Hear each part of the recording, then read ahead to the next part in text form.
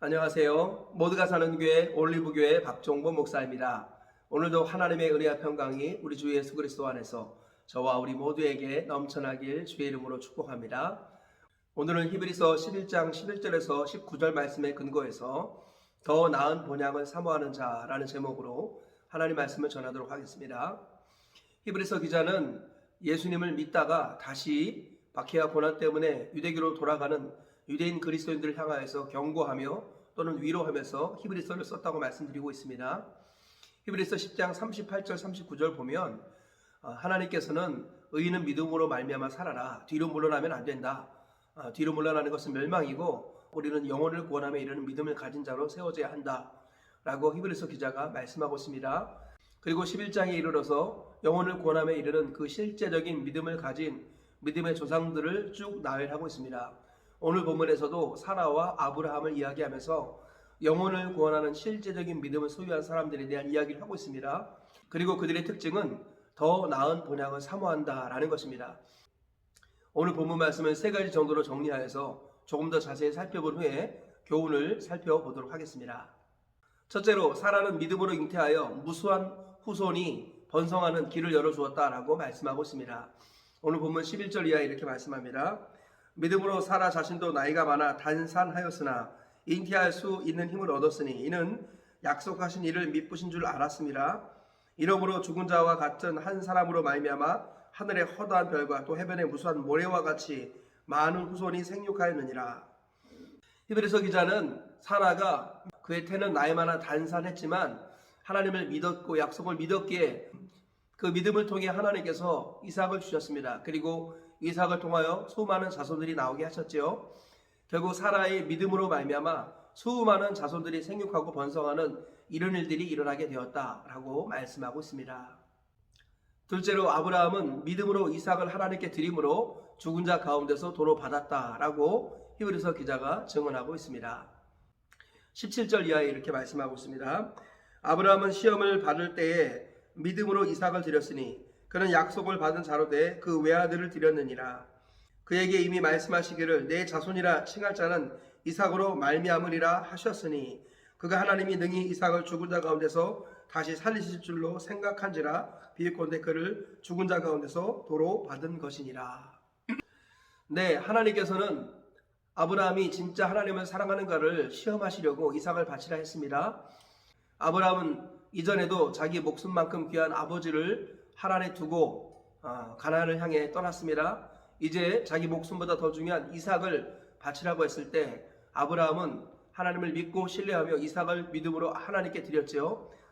하나님께서는 아브라함의 믿음을 기뻐하시고 준비하신 양을 아브라함의 눈에 들어오게 하셨습니다. 그래서 이삭을 대신하여 그 양을 하나님께 바치게 하셨죠. 히브리서 기자는 이 사건이 마치 이삭이 죽은 자 가운데서 다시 살아나는 것과 같다라고 말씀하고 있습니다. 이것이 바로 아브라함의 믿음이다 라는 것이지요. 셋째로 이들은 더 나은 본향을 사모하는 자로서 하나님이 이들을 위하여 한 성을 예비하셨다라고 말씀하고 있습니다. 13절 이하에 이렇게 말씀하고 있습니다.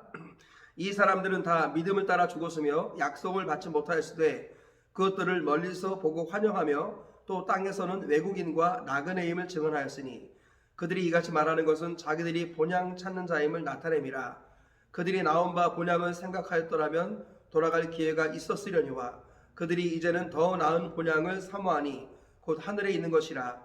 이러므로 하나님이 그들의 하나님이라 일컬음 받으심을 부끄러워하지 아니하시고 그들을 위하여 한 성을 예비하셨느니라.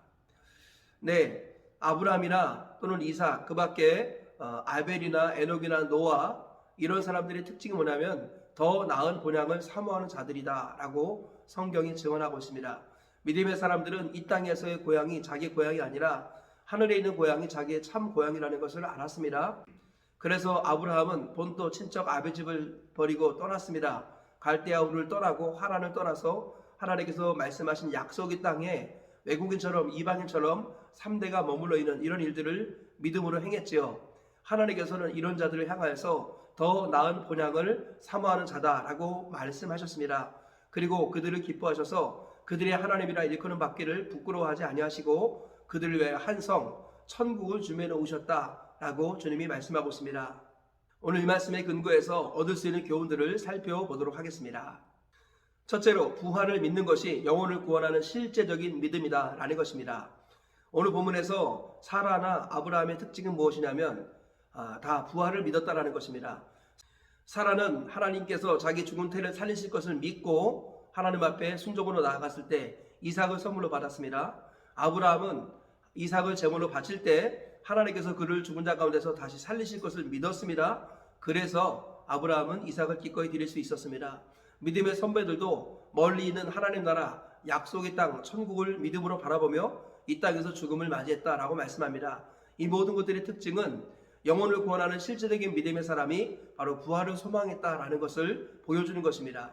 영혼을 구원하는 실제적인 믿음이란 바로 이와 같이 부활을 믿는 것입니다.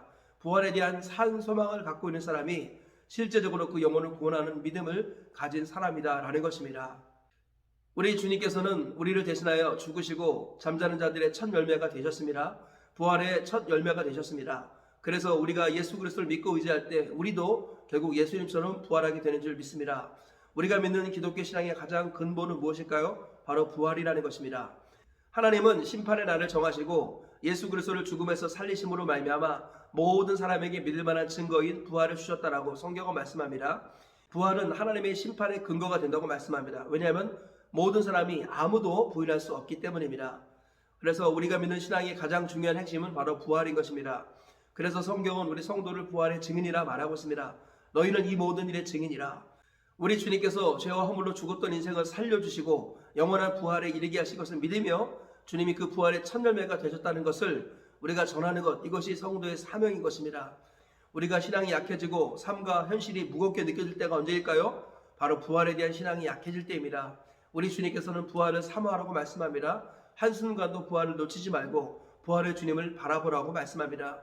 믿음의 선배들, 영혼을 구원하는 실제적인 믿음을 가진 믿음의 선배들은 부활을 믿고 소망하며 사모했습니다. 그리하여서 그들이 죽었던 현실 가운데 모든 삶의 부활을 경험했을 뿐만 아니라 하나님 곁에서 영원한 생명의 부활을 소망하며 영광을 돌리고 있다라는 것입니다.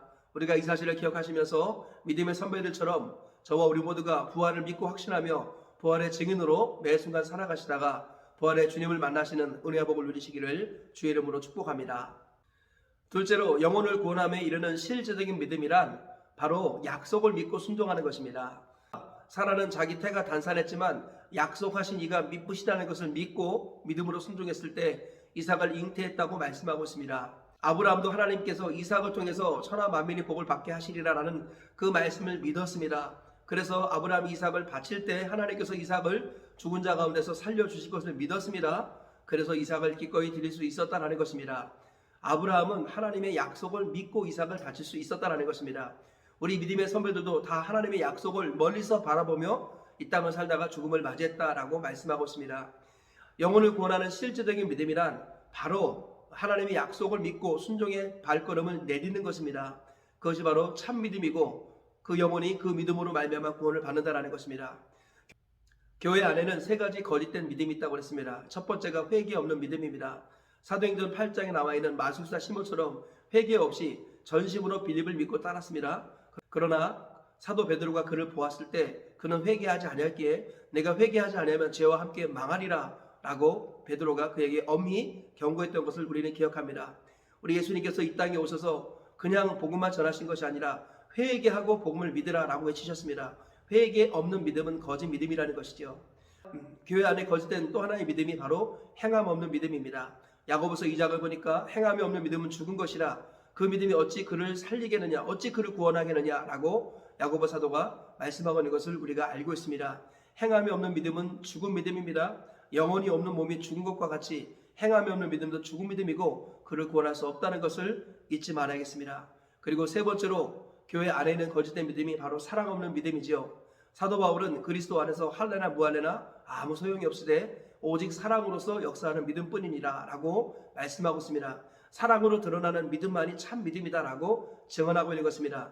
산을 옮길 만한 믿음이 있을지라도 사랑이 없으면 소리나는 구리요 울리는 꽹과리고 아무것도 아니며 아무 이익이 없다고 사도 바울이 고린도전서 13장에서도 말씀하고 있습니다.